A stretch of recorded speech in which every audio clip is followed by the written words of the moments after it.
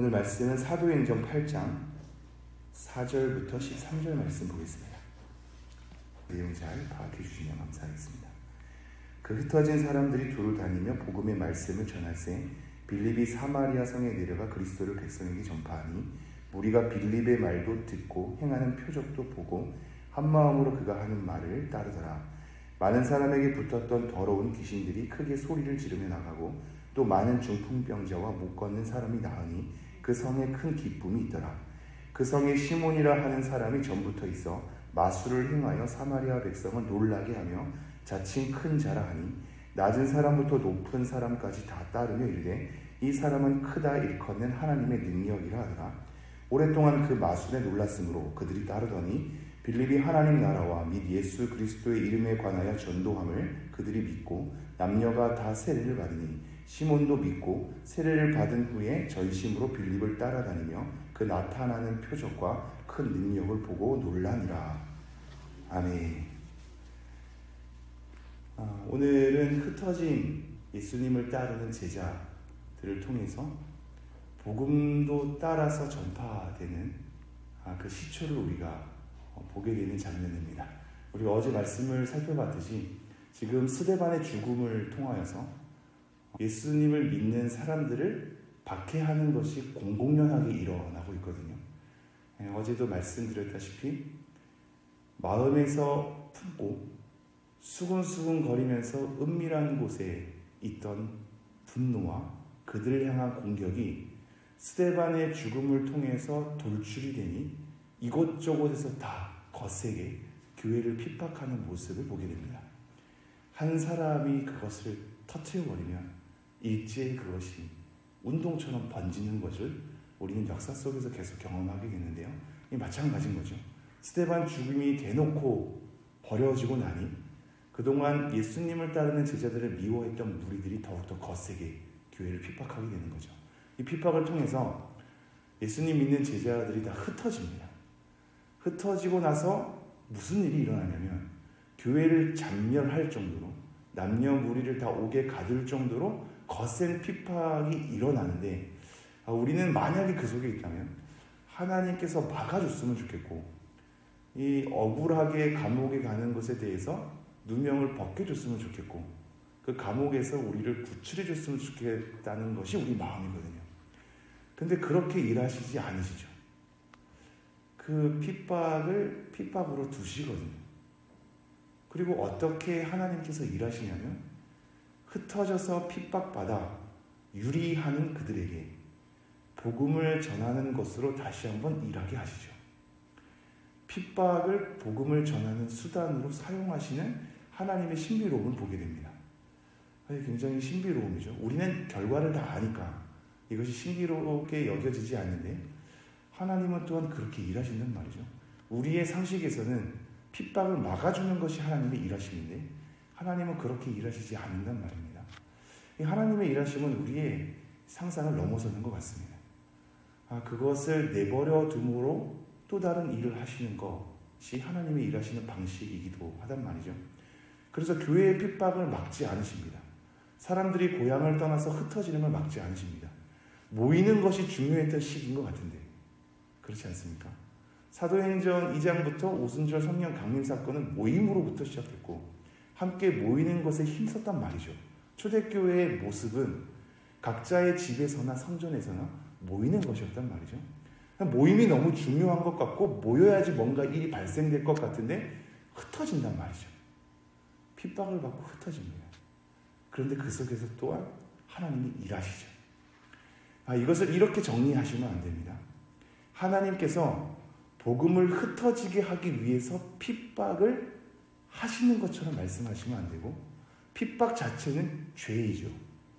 그러나 그 핍박을 통하여서 하나님이 그 속에서도 일하시는 것이지 그렇게 일하기 위하여서 하나님이 핍박하시는 건 아니죠.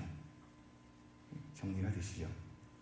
우리는 그렇게 생각할 때가 많아서 하나님께서 이 선교 역사 가운데 수많은 선교사님들의 피 흘림을 통해서 하나님께서 일하신 역사가 많단 말이죠. 이 피 흘림을 통해서 그 이후에 일하시는 것이 또 다른 역사를 만들어가는 것이 우리 조선 땅의 복음이 전파되기 위해서 선교사를 죽이시는 건 아니죠. 이해가 되시죠? 네. 우리에게 발생되는 여러 고난들이 있습니다. 우리를 훈련시키기 위해서 고난으로 몰아가시는 것이 아니라 고난 속에서도 일하시는 겁니다. 하나님의 일하심은 우리의 어떠한 환경과 어떠한 처한 요건 속에서도 하나님은 일하실 수 있는 분이죠. 그렇게 일하기 위하여서 우리를 구석으로 내모시는 분이 아니라, 물론 때로는 그러실 수도 있습니다. 근데 그것을 목적하기 위해서 내모시는 분이 아니라 우리가 처하는 모든 상황 속에서도 일하실 수 있는 하나님의 넓음을 보셔야 됩니다. 지금 흩어졌고 그 속에서도 일하십니다. 그런데 오늘 본문에서 재미난 일들이 일어나죠. 제가 4절 읽겠습니다. 그 흩어진 사람들이 두루 다니며 복음의 말씀을 전할세. 5절 빌립이 사마리아 성에 내려가 그리스도를 백성에게 전파하니. 사람들이 흩어지면서 복음의 말씀을 전합니다. 그리고 빌립이 등장하는데요. 이 빌립이 백성에게 누구를 전파하죠? 그리스도를 전파하죠. 이게 너무나 당연한 것 같아서 눈에 안 들어오시죠.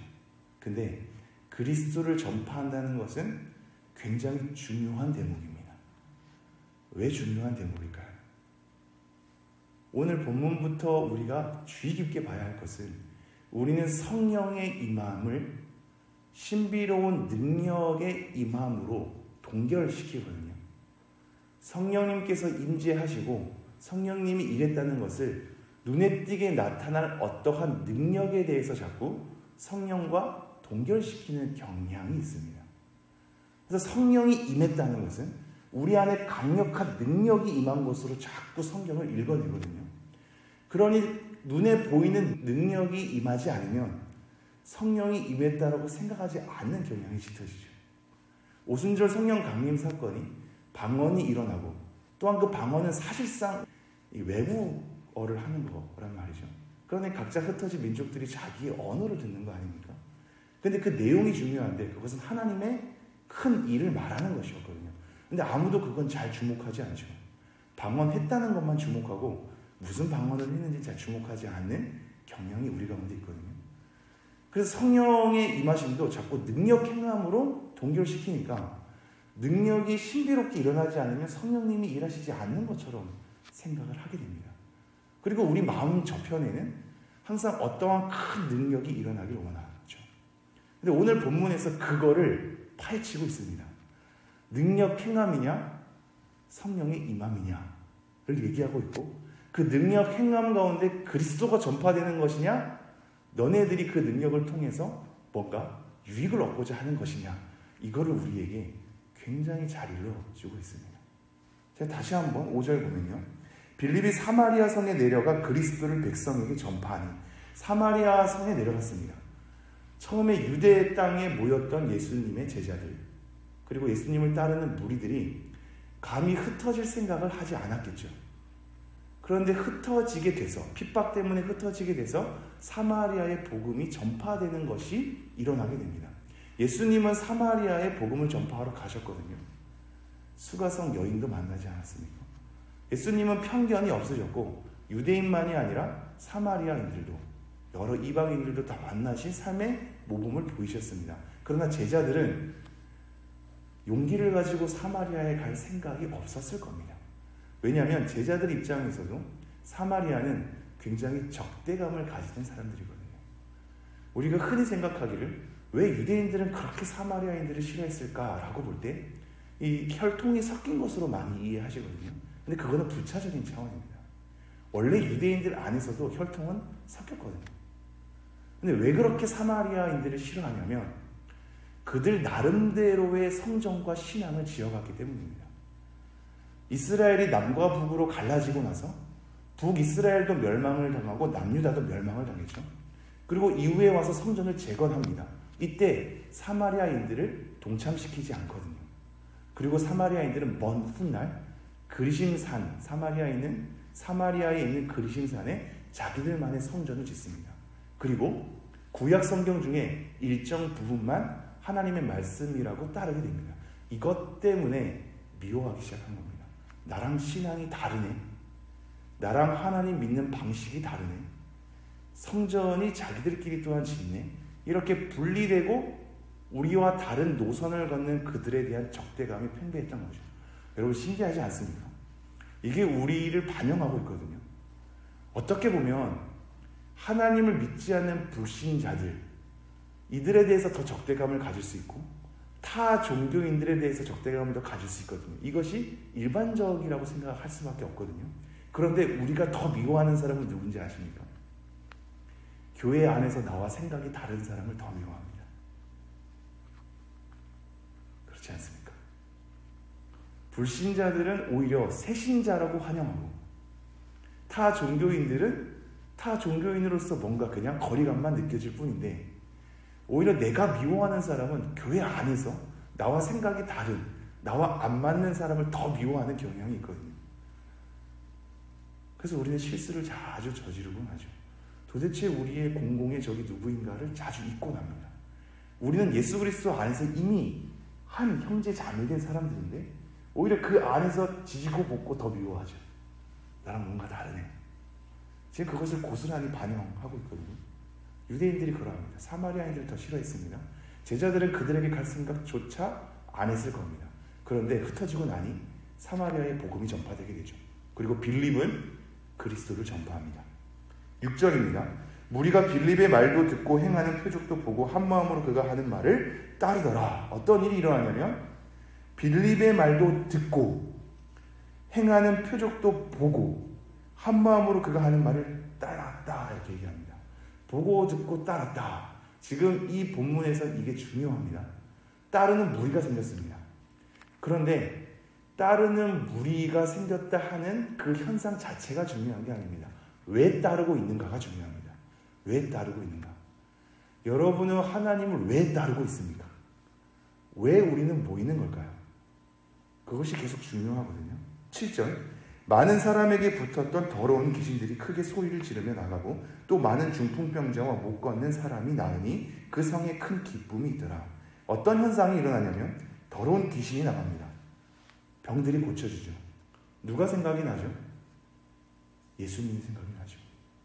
유대 안에서는 제자들이 예수님을 따라서 많이 행했었고 모여서 그런 일들 또한 많이 일어났을 겁니다. 그런데 지금 사마리아 땅에서는 이제 예수님 없이 사역을 하는 상황 아닙니까? 그런데 예수님이 사역했던 것처럼 마찬가지의 일이 일어난다는 것은 빌립에게는 굉장히 큰 위안이었을 겁니다. 내가 잘못하고 있지 않구나. 예수님이랑 동일한 현상이 일어나는구나. 귀신이 떠나가는구나. 사마리아 땅에서도 복음을 전했더니 귀신이 떠나가고 병자들이 고쳐지며 수많은 무리들이 나를 따르고 있구나. 이렇게 위안을 받았을 거란 말이죠. 근데 이것보다 더 중요한 게 이후로 계속 펼쳐집니다. 9절 그 성에 시몬이라 하는 사람이 전부터 있어 마술을 행하여 사마리아 백성을 놀라게 하며 자칭 큰 자라 하니 이때 성경에서의 마술은 점성가일 수도 있고요. 미신에 대한 사람일 수도 있고요. 그래서 사실 마태복음에서는 동방 박사라고 할 때 이 박사들도 사실 점성가나 이 천문학을 전공하는 사람들일 수 있거든요. 이 모든 것이 섞여 있습니다. 마냥 미신적이지도 않고 과학을 사용할 줄 아며 점성가로서 어떠한 것을 펼칠 줄도 아며 천문학으로서 하늘의 여러 일어나는 현상들을 밝혀낼 수도 있는 다양한 능력을 가진 자거든요. 이 사람이 마술을 행하여 사마리아 백성을 놀라게 하며 자칭 큰 자라고 합니다. 자기 스스로를 높여서 큰 자라고 하면서 놀라운 일을 행하죠. 그러니까 어떻게 되느냐 10절 낮은 사람부터 높은 사람까지 다 따르며 눈에 들어오시죠. 여기서 사람들이 다 따릅니다. 다 따르며 이르되 이 사람은 크다 일컫는 하나님의 능력이라 하더라. 그 능력에 대해서 칭송하죠. 지금 따르는 두 무리를 우리에게 보여주고 있습니다. 빌립이 그리스도를 전파했더니 무리가 따릅니다. 그런데 또 다른 따르는 무리가 사마리아 가운데 있으니 마술을 행하는 시몬이 큰 능력을 행하니 야 이것은 정말로 하나님의 놀라운 능력이다 라고 하면서 시몬을 따르는 무리가 생기는 거죠. 그러면서 11절 오랫동안 그 마술에 놀랐으므로 그들이 따르더니 놀라워하는 겁니다. 그들이 놀라워서 지금 따르고 있습니다. 12절 빌립이 하나님 나라와 및 예수 그리스도의 이름에 관하여 전도함을 그들이 믿고 남녀가 다 세례를 받으니 자 여기서 이제 갈려지죠. 따르는 두 무리가 계속해서 생겨나는데 12절은 뭐라고 얘기하냐면 빌립이 하나님 나라와 및 예수 그리스도의 이름에 관하여 전도하였다 이렇게 얘기합니다.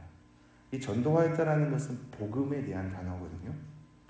이렇게 복음을 전하니 그들이 믿고 남녀가 다 세례를 받았다라고 얘기하고 있습니다. 잠깐 정리를 해볼까요? 큰 능력이 동일하게 행해지고 있고 그것이 마술로 행해지던 예수님의 사역을 닮은 꼴로 행해지던 큰 능력이 행해지고 사람들은 각자 많이 따릅니다. 그런데 강조하는 것은 빌립은 그리스도를 전파했고 시몬은 자기를 큰 자라고 높이고 있습니다. 그리고 또다시 사도행전에서 강조하는 바가 빌립은 하나님 나라와 예수 그리스도에 관하여서 전도하였다 이렇게 얘기하죠. 지금 그 중심이 보이십니까? 능력 행함 가운데 중심은 뭐냐면 예수 그리스도와 하나님의 나라입니다. 빌립에게선 그렇습니다. 시몬에게서는 큰 놀라운 일을 전하면서 자기를 높이고 있습니다. 오늘날에도 신기한 일은 계속해서 벌어지거든요. 지금 우리 성심교회 안에서는 조용하게 있으니 뭔가 큰 능력이 보이지 않지 않습니까? 근데 다른 교회에 또 소문을 들어서 찾아가면 또 유튜브에서 이렇게 살펴보면 굉장히 놀라운 일을 일어나는 사람들이 많이 있거든요. 우리는 신기하죠. 앞으로도 그런 일들은 많이 있을 겁니다. 요한계시록에 보면 사탄을 따르는 자들, 즉 그리스도인들도 능력을 행할 줄 알거든요. 하나님을 모방할 줄 알죠. 능력 자체는 하나님을 따르는 무리들 가운데서 있을 수도 있지만 하나님을 대적하는 무리들 가운데서 있을 수 있습니다. 그것 자체가 중요하지 않거든요. 근데 우리는 어느덧 예수 그리스도와 하나님의 나라에 대한 관심은 없어진 채 놀라운 능력 자체에 대해서만 혈안이 되니 성령의 일하심도 능력으로만 해석을 해버리고 교회의 부흥도 능력으로만 해석을 해버리고 하나님의 일도 능력으로만 해석을 해버리니 우리 가운데 사모하는 것은 능력 자체이고 그 안에 예수 그리스도와 하나님의 나라는 없게 되는 경향이 많이 일어납니다. 지금 사마리아의 복음이 전하면서 그것을 대두시키고 있습니다. 빌립은 그리스도를 전파하였고 하나님의 나라와 예수 그리스도에 관하여서 전도하였죠. 그것이 지금 중요하건대 사람들은 놀라움 속에서 능력 행함 자체로 따르는 무리가 생기는 겁니다. 우리는 무엇을 중시 여기는가? 무엇을 갈망하고 있는가? 어디에 관심이 있는가? 모이는 이유와 목적은 무엇인가? 성령의 일하심을 무엇으로 바라보고 있는가? 이것을 사도행전에서 계속 주목시키고 있습니다. 마지막 13절 읽고 마무리하겠습니다. 시몬도 믿고 세례를 받은 후에 전심으로 빌립을 따라다니며 그 나타나는 표적과 큰 능력을 보고 놀라니라. 시몬마저도 믿고 세례를 받았다고 하는데 그의 설명에 대해서 13절 마지막은 여전히 큰 능력을 보고 놀라워하면서 따르고 있죠. 그러니 나중에 어떠한 일이 일어나는지를 내일 본문을 통해서 살펴보도록 하겠습니다. 우리의 믿음을 살펴보면서 하나님 나라와 예수 그리스도에 관심이 있는지를 돌아보며 능력 행함 자체로 흔들리지 말고 그것 자체로 사모하지 말고 성령의 일하심과 예수 그리스도와 하나님 나라를 우리의 믿음의 본질로 삼으면서 나아가는 여러분 되기를 간절히 소망합니다.